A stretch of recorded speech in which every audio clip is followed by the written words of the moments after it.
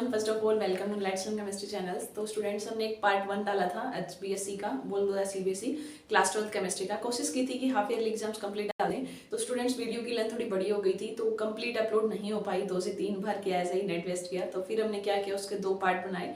26 minute की आपको videos कल मिल गई होगी, उसकी सेपरेट आज मिलेगी आपको जो प्रोवाइड कर रहे हैं। इसीलिए हम उसका पहले से आपको बता रहे हैं कि हमने उसमें ना स्टूडेंट्स कोऑर्डिनेशन और डी ब्लॉक का बताया था, कोऑर्डिनेशन डी ब्लॉक। और नेक्स्ट जो 3 मिनट है वो आपको जो नेक्स्ट 30 मिनट की वीडियोस और मिलने वाली है आज की वीडियोस में, उसमें आपको कंप्लीट देखना है। AR क्वेश्चंस के लिए हम कोशिश कर रहे हैं अलग से वीडियोस, क्योंकि स्टूडेंट्स थोड़ा सा नेटवर्क प्रॉब्लम रहता है हमारे, तो यहाँ पे वीडियो अपलोड नहीं हो पाती। तो हम क्या करेंगे, एसरेशन रीजन और केस स्टडी 5 चैप्टर्स की एक सिंगल शॉर्ट वीडियो लेंगे 10 से 15 मिनट की, ताकि हमें प्रॉब्लम ना हो अपलोड करने में, और आप भी सेपरेटली देख लेना। तो वो 2 पार्ट 1 और पार्ट 2 हैं हाफ ईयरली एग्जाम्स के लिए, कम टाइम में रिवीजन के लिए। डिटेल वाइज आप चाहते हो तो चैनल प्लेलिस्ट में जाना है, क्लास 12 केमिस्ट्री HBSC CBSE दोनों में ही है। आपको 8 मिनट कंप्लीट करवा रखी है चैनल पे। अगर आप चाहते हो सेपरेट वाइज, मान लो आपके पास टाइम कम है तो आप उसको गो थ्रू कर सकते हो, आपको काफी हेल्प मिलने वाली है। कुछ भी समझ नहीं आया तो आप कमेंट कर सकते हो, मेल भी दे रखी है हमने uk228553@gmail.com, ठीक है। और एसरेशन रीजन और केस स्टडी की वीडियोस हम आपको कल प्रोवाइड कर देंगे 5 चैप्टर्स का, ठीक है। हर एक चैप्टर्स के 5 से 7 क्वेश्चंस AR क्वेश्चन, 1 से 2 केस स्टडी। एक थिंग्स हमने आपको पहले भी बताई थी कि केस स्टडी क्वेश्चंस के लिए अगर स्टूडेंट आपने चैप्टर अच्छे से पढ़ लिया है तो नो नीड फॉर प्रैक्टिसिंग उससे। केस स्टडी आपको पूरा पढ़ने की जरूरत ही नहीं है, पैराग्राफ में क्या मेंशन है, आप इजीली उन क्वेश्चन का आंसर दे पाते हो चैप्टर अगर आपको आता है। AR क्वेश्चन के लिए बस थोड़ा सा सोचना होता है, जो स्टेटमेंट दे रखी है हम चैप्टर वाइज लेके आएंगे तो आपका क्लियर हो जाएगा। बस यही था मेन थिंग्स। आपको कंटेंट अच्छा लगे तो आप शेयर कर सकते हो, पहले देखिए अच्छे से प्लेलिस्ट में। अगर मान लो आप BSc MSc के स्टूडेंट्स हो तो भी हमने क्लास 12 प्लेलिस्ट में 1000+ वीडियोस हो चुकी हैं अपने चैनल पे, तो आप एक बार गो थ्रू कीजिए। नहीं समझ आए तो कमेंट कीजिए। तो हैप्पी लर्निंग। बहुत अच्छे से एक्सप्लेन कर रखा हमने अलग वीडियोस में, अब थोड़ा फास्ट करवा रहे हैं। कई स्टूडेंट्स जिन्होंने मान लो पहली बार कर रहे हैं तो हो सकता है उनको समझ ना आए, ठीक है। तो वो एक बार फिर से वीडियो देख लेना, ये वाली, या प्लेलिस्ट में जाके चेक कर लेना। तो 3D के अंदर 3 वेरिएशन होते हैं। स्कैनेडियम से लेकर स्टूडेंट्स आप MN तक जाते हो ना, 25 तक, तो यहाँ तो साइज स्टार्टिंग में घटती है, रीजन बताएंगे क्यों। MN से लेकर फिर आप निकल तक, कोबाल्ट तक जाते हो तो साइज कॉन्स्टेंट, और लास्ट में कॉपर से लेकर जिंक तक है ना, यहाँ साइज हो जाती है इंक्रीज। तो हमने 3 वेरिएशन से बताया था। देखिए 2 फैक्टर लगते हैं यहाँ पे। एक तो न्यूक्लियस आपका, as we all know atom में न्यूक्लियस होता है, सेल्स में क्या होते हैं, इलेक्ट्रॉन। तो जब न्यूक्लियस पे प्लस है, इलेक्ट्रॉन पे माइनस, जो इसको खींच रहा है, जिसको को नाम देते हैं जेड इफेक्टिव बोलते हैं। एक नाम लिख दो, न्यूक्लियस से इलेक्ट्रॉन का अट्रैक्शन। अब देखिए न्यूक्लियस प्लस है, ये इलेक्ट्रॉन है, अगर ये अट्रैक्ट करेगा तो साइज क्या होती है, छोटी। तो याद रखना, जब न्यूक्लियस इलेक्ट्रॉन का अट्रैक्शन काम कर रहा है तो साइज क्या हो रही है, घट रही है, छोटी हो रही है। लेकिन अब जैसे इलेक्ट्रॉन, सपोज ये D1 है, D2 है, D3 है, यहाँ मैक्सिमम कहाँ तक जाएंगे, D10 तक। एक ही सेल में इलेक्ट्रॉन डालते जा रहे हो, तो अगर सेम सेल में इलेक्ट्रॉन बढ़ रहे हैं तो यहाँ पे पेयरिंग होगी। बात मान लो D5 तक तो सिंगल ऑर्बिटल पड़ी है स्टूडेंट्स आपके, ऐसे समझ लो आप। मान लो एक ओके, लेकिन D6 हो गया, 7 हो गया, तो पेयरिंग होगी। तो यहाँ फैक्टर काम आएगा इलेक्ट्रॉन इलेक्ट्रॉन का रिपल्सन। तो आपको पता है 2 चीजों में रिपल्सन होगा तो दूर जाएंगे, साइज बढ़ जाएगी, तो रिपल्सन से साइज बढ़ रही है। तो जब ये सीरीज देखी गई है ना स्टूडेंट, इसका वेरिएशन, तो इसमें 2 फैक्टर काम करते हैं, ओके। तो यहाँ पे क्या होता है, 21 से लेकर 25 तक कोई रिपल्सन नहीं कर रहा, क्योंकि सिंगल इलेक्ट्रॉन पड़े थे। D1 था, 2 था, 3 था, एक ही काम कर रहा था, जेड इफेक्टिव वाला ज्यादा। न्यूक्लियस से इलेक्ट्रॉन अट्रैक्शन से साइज छोटी हुई थी, जनरल ट्रेंड। लेकिन बाद में यहाँ क्या हुआ, मन से आप आगे जाओगे तो 7, जैसे 6 इलेक्ट्रॉन हो गए, 7 हो गए, 8 हो गए, तो इलेक्ट्रॉन बढ़ना शुरू हुए। दैट मींस यहाँ पे पेयरिंग होगी इनकी, तो रिपल्सन वाला फैक्टर डोमिनेट कर जाता है यहाँ पे। तो इलेक्ट्रॉन का अगर आपको पता है रिपल्सन डोमिनेट कर दिया इस अट्रैक्शन को, ये भी काम तो कर रहा है, ऐसे नहीं कि ये नलिफाई हो गया, इलेक्ट्रॉन तो अब भी है ना, जेड इफेक्टिव तो अब भी काम कर रहा है, बट यहाँ पे क्या हो जाता है, रिपल्सन वाला फैक्टर ज्यादा हायर हो गया इससे, तो रिपल्सन बढ़ा तो साइज बढ़ा दी, और अट्रैक्शन से घट रही, तो दोनों का ओवरऑल देखा गया तो यहाँ पे साइज ऑलमोस्ट बराबर हो जाती है, ठीक है। ऑलमोस्ट मतलब ये रिपल्सन बराबर लग रहा था सपोज, और ये भी तो बराबर लग रहा है, तो ज्यादा वेरिएशन नहीं मिलेगा। थोड़ा बहुत देखा तो पॉइंट में चेंज मिल सकता है आपको, लेकिन ओवरऑल हम बताएं तो एक वैल्यू कांस्टेंट ही मिलता है आपको, ज्यादा वेरिएशन नहीं मिलता। दोनों में सेम रख, रिपल्सन और अट्रैक्शन सेम हो जाती है। लास्ट में आते ही कॉपर से जिंक तक, तो मैक्सिमम इलेक्ट्रॉन हो गए DK1010, दोनों में D10S1 और D10S2। तो यहाँ क्या डोमिनेट कर जाता है, नीचे वाला। रिपल्सन बढ़ा, इससे ज्यादा हो गया, इससे तो रिपल्सन से साइज क्या हो गई, बढ़ गई। ये ट्रेंड पूछ लेते हैं। फिर एक बात आपने देखी होगी, ये तो 3D सीरीज का था, 3D से आप 4D आते हो, 5D आते हो, 3D से 4D आए, ओके, तो साइज नई सेल बढ़ने, साइज बढ़ गई। लेकिन बाद में क्या देखा गया स्टूडेंट्स, 4D से 5D हमारे अकॉर्डिंग क्या होनी चाहिए थी, जब नई सेल ऐड होती है तो आपकी साइज बढ़ती है, लेकिन यहाँ पे साइज बढ़ती नहीं है, साइज ऑलमोस्ट कांस्टेंट मिली। क्यों? क्योंकि जब 4D से 5D देखोगे उस एलिमेंट्स में आगे कौन किसकी एंट्री हो जाती है? एफ की। किसकी एंट्री हो जाती है? एफ की। अब आपने एक टर्म सुनी होगी शील्डिंग इफेक्ट। क्या सुनी होगी आपने? Shielding effect. शील्ड होता है अपनी तरफ फोल्ड करने की पावर। मान लो एक स्ट्रॉन्ग बनता है, एक वीक बनता है, ठीक है। ऐसे मान लो एक ये एक ये है, इसके पास 10 चॉकलेट पड़ी थी, ओके 10 बंद कर गया होगा आपका। अब ये इसके पास 5 है, मान लो ये स्ट्रॉन्ग है, दोनों की इक्वल मान लो, ये वीक है, तो क्या पॉसिबिलिटी आप वीक वाले से जल्दी इलेक्ट्रॉन लोगे या इस वाले से? वीक वाले से आसानी से ले सकते हो, ठीक है, स्ट्रॉन्ग वाले से नहीं ले सकते। तो यहाँ पे भी वही होता है, शील्डिंग इफेक्ट का ऑर्डर है ना, सबसे अच्छा इसका होता है, फिर पी का, फिर डी का, फिर एफ का। एफ का तो पूरा शील्डिंग इफेक्ट है। इसका मतलब अगर मान लो एक सेल में इलेक्ट्रॉन एस में पड़ा है, एक में पी में, एक में डी में, एक में एफ में, तो एफ है ना अपने इलेक्ट्रॉन कितने अच्छे से होल्ड नहीं कर पा रहा, वो वीक है। तो वीक है तो आपके पास ये न्यूक्लियस खींचेगा, उसको अट्रैक्शन हो रहा है, अट्रैक्शन होगा तो साइज क्या हो जाती है हमारी? घट जाती है। और नई सेल ऐड होने से साइज क्या हो रही थी? बढ़ रही थी। दो फैक्टर काम करने लगे। अगर दोनों फैक्टर बराबर हो रहे हैं रेट से तो साइज ऑलमोस्ट क्या मिलती है? कांस्टेंट। तो कई बार पूछ लेते हैं बताओ 4D 5D से बराबर क्यों हो जाती है? तो रीजन आता है, स्पेशल नाम, बहुत क्वेश्चन आता है 3 नंबर का, lanthanide contraction, regular decreasement of atomic ionic radii.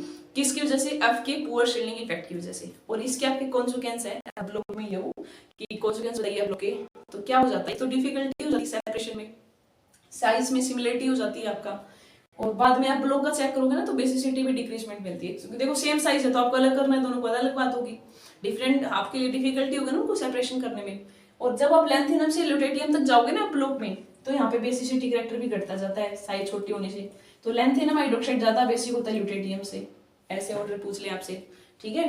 तो ये वाला क्या था, इस ऑर्डर से लेंथेनाइड कॉन्ट्रैक्शन बहुत इंपॉर्टेंट है। दूसरा हम इसमें बताएं डिफरेंस, अब ब्लॉक में लेंथेनाइड एक्टिनाइड में डिफरेंस, इसमें सारे रेडियो एक्टिव, इसमें एक ही है सिर्फ, ठीक है। इसमें ऑक्सीडेशन स्टेट बताओगे कौन ऑक्सो के टाइम में आता है, ये आप कर सकते हो, 2 मार्क्स का इजी है, डिफरेंस आएगा। फिर सबसे मेन डी ब्लॉक में K1O4 K2Cr2O7 की प्रिपरेशन। तो देखिए इसके लिए हम आपको रिएक्शन की है ना एक पीडीएफ हमने नोट्स बना रखे हैं, तो आपके लिए हम क्या करेंगे 5 मिनट की एक वीडियोस लेके आएंगे, स्क्रीन शेयरिंग करके आपको इनकी प्रिपरेशन प्रोवाइड कर देंगे, टेलीग्राम चैनल पे शेयर कर देंगे, क्योंकि रिएक्शन में टाइम लगेगा। करना कि आपको दोनों की प्रिपरेशन करनी है, बनाओगे कैसे, स्ट्रक्चर्स बनानी है। और एक बात याद रखना है, एमसीक्यू पूछा हुआ था एक बार कि K1O4 होता है ना, देखिए हम डी ब्लॉक में वैसे बहुत सारी चीजें और रह गई, एलॉय फॉर्मेशन, इंडस्ट्रियल कंपाउंड, आपका मैग्नेटिक बिहेवियर पूछे हैं तो ज्यादातर ट्रांजिशन जो एलिमेंट है ना ये डी ब्लॉक की, वो आपका पैरामैग्नेटिक शो करते हैं ड्यू टू अनपेड इलेक्ट्रॉन। फिर एक पहला क्वेश्चन ये होता है जब भी आप डी ब्लॉक शुरू करते हो कि ट्रांजिशन एलिमेंट में डी ब्लॉक में क्या अंतर होता है। और एक पूछा भी हुआ है कि जिंक है ना उसको हम क्यों काउंट नहीं करते, कैडमियम को नहीं करते, मरकरी, क्योंकि ट्रांजिशन एलिमेंट उनको बोलते हैं जो नॉर्मल स्टेट में या कॉमन ऑक्सीडेशन स्टेट में डी में फुली फिल्ड इलेक्ट्रॉन नहीं होने चाहिए। लेकिन जिंक में आप देखोगे इसके कॉमन +2 है, तभी इसके डी में कितने रहे 10 फुली फिल्ड रहे, तो ये ट्रांजिशन एलिमेंट आपका वो नहीं है, ठीक है। इसकी कंडीशन पूछ लेते हैं कई बार, ये हमने उसमें बता रखा है। एलॉय फॉर्मेशन जब 2 या 2 से ज्यादा आप मेटल्स को नॉन मेटल्स को मिक्स करते हो ना, प्रॉपर्टीज के लिए एग्जांपल दे सकते हो। कैटालिटिक प्रॉपर्टीज भी पूछ लेते हैं, कैसे सल्फेट यूरिया प्रोवाइड करते हैं, ट्रांजिशन एलिमेंट को ज्यादा क्यों लेते हैं, ठीक है। मैग्नेटिक बिहेवियर में पैरामैग्नेटिक वाला आप बता सकते हो। कलर वाले में कई बार पूछ लेना आपसे कि मान लो 3-4 कॉम्प्लेक्स दे दें कि कह दे कलर का बताइए, तो याद रखना जो स्ट्रॉन्ग फील्ड लिगेंड होते हैं ना वो एनर्जी को बढ़ाएंगे, एनर्जी स्टूडेंट्स वो बढ़ाएंगे तो वेवलेंथ क्या होगी कल। और एक आपने व्हील चक्कर देखा होगा ये वाला, देखिए अब रैपिड फायर है तो थोड़ा सा सारे टॉपिक्स को डिटेल वाइज डिस्कशन करवाना थोड़ा सा डिफिकल्ट हो जाता है आपका, ओके। जैसे रेड अगर कोई कलर ऑब्जर्व कर रहा है तो कॉम्प्लीमेंट्री ग्रीन है, वॉयलेट का येलो है, ब्लू का ऑरेंज है। इस व्हील चक्कर से भी क्वेश्चन कई बार कह देंगे कि वॉयलेट ऑब्जर्व कर रहा है तो बताइए इसका कॉम्प्लीमेंट्री क्या होगा। 4 कॉम्प्लेक्स में पूछ रहे हैं कि एनर्जी वेवलेंथ का ऑर्डर, तो लिगेंड चेक कर लेना स्ट्रॉन्ग कौन है, जो स्ट्रॉन्ग होगा ना उसकी एनर्जी ज्यादा वेवलेंथ कम है, ये हमने करवा रखा है पर आप चेक कर लेना, ठीक है। तो डी ब्लॉक में ये आप अच्छे से कर लेना, 3 मार्क्स का यहाँ से मिलेगा। K1O4 K2Cr2O7 की oxidising property, preparation and structure. वो हम ये बता रहे थे आपको कि K1O4 होता है ना उसका कलर होता है पिंक पर्पल कलर, लेकिन वो अनपेड से नहीं होता। क्यों? देखो अनपेड इलेक्ट्रॉन आप निकालोगे तो Mn की ऑक्सीडेशन स्टेट 7 है, 7 का मतलब ना ही तो डी में इलेक्ट्रॉन ना ही इसमें, तो क्या होना चाहिए था, देखो मेन थिंग्स 3 होती है किसी भी चीज को compound, unpaired electron of radio transition या चार्ज ट्रांसफर स्पेक्ट्रा। तो याद रखना K1O4 में एक भी अनपेड नहीं होता, यहाँ पे यहाँ इसका कलर होता है चार्ज ट्रांसफर स्पेक्ट्रा, और ये भी 2 टाइप का होता है, MLCT और LMCT। बड़ी क्लास में जाओगे तो पता चलेगा। इसका मतलब होता है कि metal to ligand charge transfer, ligand to metal. अब देखिए Mn के पास तो कुछ है नहीं, दे कौन रहा है, लिगेंड अगर मेटल को दे रहा है तो यहाँ पे आपसे पूछ ले कोई K1O4 का कलर किसकी वजह से है, तो LMCT चार्ज ट्रांसफर स्पेक्ट्रा की वजह से। MCQ के बता रहे हैं, ज्यादा डिटेल में पूछे तब की बात है। तो डी ब्लॉक में ये इंपॉर्टेंट टर्म है, ये आप कर रहे हैं ना, हाइड्रेशन एनर्जी, ऑक्सीडेशन पोटेंशियल किसका क्या हाई है, और आयोनाइजेशन डेंसिटी का डायरेक्टली आयोनाइजेशन एनर्जी का इनवर्स हो जाएगा साइज वाले के। भाई कम से कम कितनी अमाउंट एनर्जी की जरूरत होती है ना आइसोलेटेड गैस है, वो हम नहीं करवा रखी। कई बार आपको स्टेबिलिटी ऑफ इलेक्ट्रॉनिक कॉन्फिगरेशन से भी शोर होगा आपका ये क्वेश्चंस। तो ये मेन थिंग्स आप देख लेना एक बार, और डिटेल वाइज चेक करना चाहते हो वहां से कर लेना। नेक्स्ट हम 30 मिनट में आ चुके हैं केमिकल काइनेटिक्स। फास्ट रखते हैं स्पीड को, 30 मिनट हो चुकी है। केमिकल काइनेटिक्स में अगर 3 मार्क्स का बताएं तो आपका रहेगा फर्स्ट ऑर्डर और जीरो ऑर्डर का इंटीग्रेटेड रेट इक्वेशन। ड्राइव करवा रखी है हमने, लास्ट तक डेरिवेशन लाना आपको ये वाला 2.303 t log ऑफ A0/8। कई बार न्यूमेरिकल मिलेगा इसको, उसमें आपको रेट कांस्टेंट दे दे, मान लो टाइम याद रखना मिनट में है तो सेकंड में चेंज करोगे, इनिशियल कंसंट्रेशन दे दें आफ्टर टाइम टी की पूछ लें, और फर्स्ट ऑर्डर का टी आप याद रखना फार्मूला 0.693/k। ये फर्स्ट ऑर्डर का, जीरो ऑर्डर का पूछ ले तो कितना आता है A0/2 के, ये कितना आता है 1/t जो A0 माइनस में 80। ठीक है, एक बार देख लेना आप ये वैल्यू ना, A0 माइनस में 80 आता है समथिंग, आप वैल्यू निकाल लेना, हमने निकाल रखा है डेरिवेशन कई बार प्रूव करना पूछ लेंगे 3 नंबर में। ये क्या रेनियस इक्वेशन है ये वाली, जो क्या था आपका ये log K2/K1 2.303 R ये 1/T1 माइनस में T2। ठीक है, ये इक्वेशन आपको ये है रेनियस equation, K = A e A/RT। जब स्टूडेंट दोनों साइड आप log ले लोगे, एक्सपोनेंशियल वाला सॉल्व करोगे ना, और यहाँ नीचे होता है R ऊपर नहीं था, ये R था, ये था। ठीक है, तो इस न्यूमेरिकल में कई बार टेम्परेचर दे देंगे T1 T2, ठीक है, हाईएस्ट लेवल, एक्टिवेशन एनर्जी पूछ ले, यार गैस कांस्टेंट होता है K2 K1 दे दें, तो यहाँ से न्यूमेरिकल पूछेगा, या इनके फर्स्ट ऑर्डर के टी आपसे पूछ लेगा रेट से। तो इन 3 जगह से तो न्यूमेरिकल पूछेगा आपका, ज्यादातर जो पॉसिबिलिटी है। डेफिनेशन की बताएं तो लव मास एक्शन पूछ ले, रेट ला पूछ ले। हमने बता रखी है आपको लव मास एक्शन और रेट ला क्या होती है। जैसे मान लो कोई रिएक्शन है, सपोज A+B C+D बना रहा है, तो एक बात, आप किसी भी रिएक्शन का अगर आपको रेट लिखना हो तो 2 टाइम में लिखते हैं, इंस्टेंटेनियस और एवरेज। इंस्टेंटेनियस के लिए डी लगाना है, एवरेज के लिए डेल्टा। देखो रेटला ने क्या बोला था, लॉ मास एक्शन है कि किसी भी रिएक्शन का जो रेट है ना वो डायरेक्टली होगा कंसंट्रेशन ऑफ रिएक्टेंट। इस रिएक्शन का रिएक्टेंट कौन है, ए और बी, और मान लो यहाँ कोई कोफिशिएंट होता है सपोज 2 या 3, वो क्या चले जाएंगे इसके पावर में। लव मास एक्शन रेट ला की हेल्प से, अगर मान लो इसी रिएक्शन का सपोज पेपर में ऐसे दे रखा है, रेट = K A⁻1 B⁻2, आपसे पूछ ले ऑर्डर। तो एक बात और बताते हैं आपको, किसी भी रिएक्शन को देखकर आप ऑर्डर नहीं बता सकते, ये एक्सपेरिमेंटली डिटरमाइंड होता है। रेट ला अगर देखा है तो उन ऑर्डर की पावर का सम करोगे तो क्या निकल आता है, कंसंट्रेशन की पावर का सम करोगे तो ऑर्डर। मान लो इस रिएक्शन का ऑर्डर कितना हो जाएगा 3। और एक बात और याद रखना, कई बार आपको एक एग्जांपल याद रखना है, या 2 एग्जांपल, जीरो ऑर्डर के, फर्स्ट के, फ्रैक्शन के, क्योंकि ऑर्डर पता आपको जीरो भी हो सकता है, पॉइंट में भी आता है, नंबर में। यूनिट के लिए फार्मूला काम आ जाएगा आपका, बहुत बार पूछेगा पेपर में, mole litre inverse 1 - n second inverse. ठीक है, अब आपको कह रहे जीरो ऑर्डर क्यों बताइए, तो n की वैल्यू 0 पुट कर देना, फर्स्ट ऑर्डर की पूछे तो फर्स्ट कर देना, सेकंड इनवर्स आ जाएगी, पॉइंट में गए तो पॉइंट में। 1 मार्क्स का क्वेश्चन बहुत बार आता है। नेक्स्ट अगर पूछ ले इसी रिएक्शन की मोलिकुलरिटी, तो मोलिकुलरिटी का मतलब होता है किसी भी रिएक्शन में कितने रिएक्टेंट पार्टिसिपेट कर रहे हैं। देखिए अब यहाँ चेक कर सकते हो, ए के कितने मॉलिक्यूल हैं 2, बी के कितने हैं 3, तो इस रिएक्शन की मोलिकुलरिटी कितनी होगी 5। कई बार पूछ लेते हैं कि बताओ मोलिकुलरिटी 0 हो सकती है क्या, नहीं हो सकती। देखो आप कोई भी रिएक्शन करोगे तो रिएक्टेंट कुछ ना कुछ तो होना चाहिए ना, दैट मींस मोलिकुलरिटी कभी भी 0 नहीं हो सकती। फिर 2 मार्क्स का क्वेश्चन आ जाता है सूडो फर्स्ट ऑर्डर रिएक्शन से। तो याद रखना, सूडो को वैसे हिंदी में नकली बोलते हैं हम एक टाइप से। देखो ऐसे रिएक्शन जो दिखने में तो आपको लगी बहुत हायर ऑर्डर की हैं, लेकिन होती फर्स्ट ऑर्डर की ही है। क्यों हो जाता है ऐसा, क्योंकि उसमें है ना एक रिएक्टेंट की कंसंट्रेशन है ना वो हाई एक्सेस में हो जाती है, और आपके सिलेबस में 2 ही दे रखी हैं। कौन सा हाइड्रोलाइसिस ऑफ कैन शुगर, एक तो ये वाली C12H22O11 में जब पानी डालते हैं ना तो 2 प्रोडक्ट बनते हैं, ग्लूकोज और फ्रैक्टोज। क्या बनते हैं, ग्लूकोज और फ्रैक्टोज। अब ऐसा होता क्यों है कि जो तुम्हारा रेट है वो हम करें, एक तो ये मान लो सुक्रोज आपका शुगर है, और एक पानी है, तो ये पानी है ना ये बहुत ज्यादा एक्सेस में होता है। तो जब किसी भी रिएक्शन में एक कंसंट्रेशन रिएक्टेंट की बहुत ज्यादा एक्सेस में हो जाती है ना, तो रेट इस पे डिपेंड ही नहीं करेगा, एक ही पावर पे डिपेंड करता है, इसलिए इनको नाम बोलते हैं pseudo first order. First order के रेट को ही ओबे करेंगी। दूसरा आपके सिलेबस में hydrolysis of ethyl acetate. Ethyl acetate का हाइड्रोलाइसिस करोगे तो उसमें एसिड और जो एस्टर वाला बनता है, ये 2 ही हैं आपके सिलेबस में, ये याद रखना। मोलिकुलरिटी आपको पता चल गई है, ऑर्डर ने बता दिया, लेट ला लाओ मास एक्शन, और लास्ट में आपसे पूछ लें, देखो किसी भी रिएक्शन का आप बताते हो टेम्परेचर, कैटालिस्ट पूछ लें, कैटालिस्ट का क्या काम होता है। कैटालिस्ट रिएक्शन की स्पीड को बढ़ाता है, स्पीड को बढ़ा रहा है दैट मींस एक्टिवेशन एनर्जी को कम। देखो कोलिजन थ्योरी में आपने ये देखा होगा कि कोई भी रिएक्शन होती है ना, जैसे मान लो ए और बी है, तो ऐसा कभी नहीं होता कि 100 के 100 मॉलिक्यूल प्रोडक्ट बन जाए। उनके बीच में जो कोलिजन होता है ना, टकराना, जब वो एक इफेक्टिव कोलिजन उसी को माना जाता है जब प्रॉपर ओरिएंटेशन से हो रहा हो। उसका एक एग्जांपल भी है आपका C2H5Br न्यूक्लियोफाइल वाला। सेकंड थिंग्स, तो प्रॉपर जब कोलिजन होगा, मान लो इन दोनों के बीच में एक तो आप साइड वाइज को लेकर केवल, तो इफेक्टिव कोलिजन ये यहाँ से ही प्रोडक्ट बनेगा आपका, उसी के अकॉर्डिंग आप देखते हो। तो आपने दो टर्म सीखी होगी, थ्रेशोल्ड एनर्जी और एक्टिवेशन। देखो कुछ तो मॉलिक्यूल के पास खुद होती है, ऐसे मान लो कि एक रिएक्शन करवाने के लिए, मान लो इस मॉलिक्यूल को ए था, इसको है ना 500 किलो जूल एनर्जी की जरूरत है, ठीक है। मान लो ये है बी तक पहुंचना है उसको, ये बीच में बैरियर है, इसको क्रॉस करना है आपको, ठीक है। अब आपको कह दिया कि 500 की जरूरत है, तुम्हारे पास 100 एनर्जी है, तो तुम्हें बाहर से कितनी लेनी पड़ेगी, 400। तो जो बाहर से एक्स्ट्रा की जरूरत पड़ी ना, minimum amount of energy product में बनाने के लिए, उस एक्स्ट्रा को बोलोगे आप 400, और जो खुद के पास है वो, और जो टोटल है उसको हम क्या बोलते हैं, थ्रेशोल्ड एनर्जी। क्या बोलते हैं, थ्रेशोल्ड। और हमने ग्राफ भी बना रखे हैं एक्जो एंडो के। एक्जो में हीट इवॉल्व होती है, डेल एच माइनस होगा, दैट मीन्स रिएक्टेंट की एनर्जी ज्यादा होगी, एंडो वाले में कम हो जाएगा। तो आप ये कर सकते हो, इस बार नहीं समझ आए तो पूछ लेना। देन चलते हैं हम इलेक्ट्रोकेमिस्ट्री में। इलेक्ट्रोकेमिस्ट्री में आपको क्या करना है, ठीक है। इलेक्ट्रोकेमिस्ट्री वाले, एक मिनट रुकिएगा स्टूडेंट्स। तो 2-3 यूनिट हमने कर ली हैं, अब 2 यूनिट का और कर रहे हैं अपना, ठीक है। तो केमिकल काइनेटिक्स हो चुकी है। देन हम बताते हैं आपको सॉल्यूशन और इलेक्ट्रोकेमिस्ट्री। जल्दी करेंगे थोड़ा सा। सॉल्यूशन को हमने बहुत अच्छे से करा रखा है, इसके लिए हमें ना अलग बनाने की जरूरत नहीं है अपने को।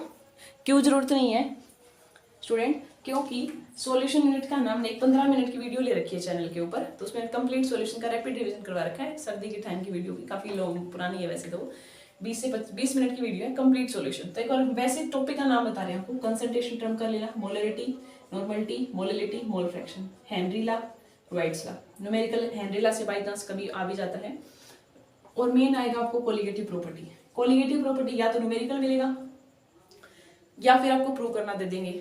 और 2-2 नंबर के ऑस्मोसिस डिफ्यूजन में डिफरेंस पूछ ले आपसे, ठीक है, क्या होता है, आइडियल नॉन आइडियल का पूछ लें, पॉजिटिव नेगेटिव नेगेटिव। इनके एग्जांपल्स में बहुत ज्यादा प्रॉब्लम होती है कई बच्चों को। जैसे मान लो मैंने दे दिया आपको एक एग्जांपल, सपोज इथेनॉल है, ठीक है, और इथेनॉल में आपने मिला दिया कार्बन डाइसल्फाइड, तो मैं कह दिया एग्जांपल बताओ किसका है।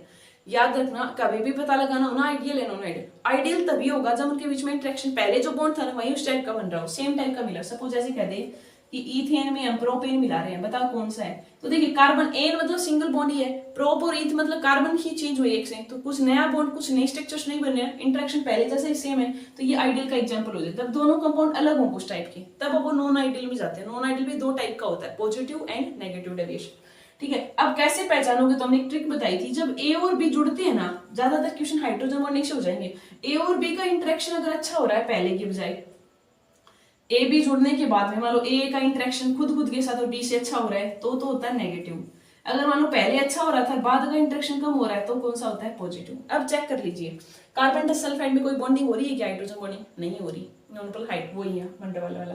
इथेनॉल की हम बात करें, इथेनॉल मतलब C2H5OH, आपको पता हाइड्रोजन बॉन्डिंग हो रही है। हाइड्रोजन बॉन्डिंग की कंडीशन क्या होता है, हाइड्रोजन खुद होना चाहिए, फोन मिल जाए आपको, फ्लोरीन ऑक्सीजन हाइड्रोजन। हाइड्रोजन देखो पहले अच्छा था, ए में इंटरेक्शन, ये बी था, जब दोनों आपस में मिले तो इंटरेक्शन पहले अच्छा था, इसकी बॉन्डिंग ब्रेक और होगी ना, आएगा बीच में, तो ए बी का इंटरेक्शन वीक हुआ, तो कौन सा डेविएशन में चले जाएंगे, पॉजिटिव। किस में चले जाएंगे, पॉजिटिव में। मान लो सॉरी एक मिनट, ए बी का इंटरेक्शन अगर मान लो अच्छा हो रहा है तो चले जाते हैं नेगेटिव में, और ए बी का इंटरेक्शन वीक हो रहा है तो किस में जाएंगे, पॉजिटिव में, ठीक बात है। तो आपको इस टाइप से ही कई बार क्वेश्चन देख लेने हैं कि कैसे चेक करोगे। नहीं समझ आए तो हमने अलग बता रखा है आपका, और आइडियल नॉन आइडियल का बताइए, राइट्स को भी करते हैं नहीं करते, और फिर इंटरेक्शन के हिसाब से चेक कर लोगे। डेलेस मिक्सिंग, एंथैल्पी, वॉल्यूम 0 होती है इसमें, नॉन जीरो, फिर नॉन आइडियल के टाइप्स कर लोगे। एजोट्रोप्स देख लेना, कांस्टेंट बॉइलिंग मिक्सर बोलते हैं। कोलिगेटिव प्रॉपर्टी क्या होती हैं, जो सिर्फ नेचर अमाउंट ऑफ सॉलिड पे देती है, नेचर नहीं देखती। 4 टाइप के आपके सिलेबस में, relative loading, elevation boiling, depression and osmotic pressure, चारों का डेरिवेशन हमने करवा रखा है। 15 मिनट की वीडियोस हम डिस्क्रिप्शन में डाल देंगे, चेक कर लेना। कई बच्चे कह रहे हैं मैम बहुत फास्ट बोल रहे हो, हाँ फास्ट बोल रहे हैं क्योंकि टाइम थोड़ा ज्यादा हो गया है, और फिर अपलोड करने में हमें प्रॉब्लम होती है, ठीक है, हो नहीं पाएगी तो फिर सारी मेहनत बेकार जाएगी, तो इसलिए हम फास्ट करें क्योंकि ये करवा रखा है ऑलरेडी, तो आप वो चेक कर सकते हो। 15 मिनट की सेपरेट वीडियोस है सॉल्यूशन से। इलेक्ट्रोकेमिस्ट्री से हमने बताया था, फेमस न्यूमेरिकल है नर्नस से, फैराडे लॉ से, और या फिर मोलर कंडक्टेंस निकालना, इक्विवेलेंट निकालना, इनसे पूछेंगे। पैराडे फर्स्ट ला सेकंड ला करवा रखी है हमने चैनल पे। नर्नस इक्वेशंस काफी इंपॉर्टेंट है, पेपर में पूछा ही जाता है क्वेश्चंस आपका, तो ये बहुत अच्छे से करना है। और याद रखना नर्नस की न्यूमेरिकल तभी सोल्व कर पाओगे स्टूडेंट जब आपको ईएमएफ निकालना होगा सेल का। दो फार्मूले बता रखे हमने, कैथोड माइनस एनोड वाला, जब दोनों का रिडक्शन पोटेंशियल यूज करते हो, और प्लस वाले में एक का ऑक्सीडेशन रिडक्शन करवा रखा है चैनल पे, चेक कर लेना। और इनकी स्टेटमेंट करनी है, और एक न्यूमेरिकल 2 नंबर का कोलाज क्लास से दिया जाता है।